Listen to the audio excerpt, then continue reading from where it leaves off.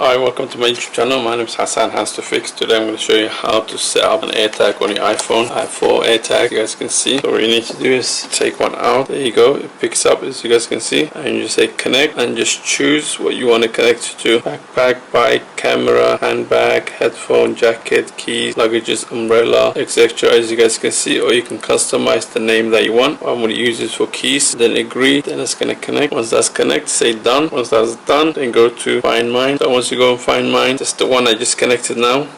So if, say for example, I put it somewhere over there away from the screen, say I put it around here, so the screen can just pick up, and say I lost it, for example, obviously it's just there, but so you just click on the name. This feature is only on iPhone 11 and upward. I've got iPhone 6s, it doesn't have this feature. You guys can see it's only got making the noise and location. That's all it's got. So once you click find, I just need to locate.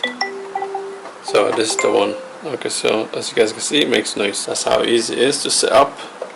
And if you want to change the name, you just scroll down, lift this up, rename item, and you can just change your name from there. If you guys find this helpful, subscribe to my YouTube channel and give me a thumbs up.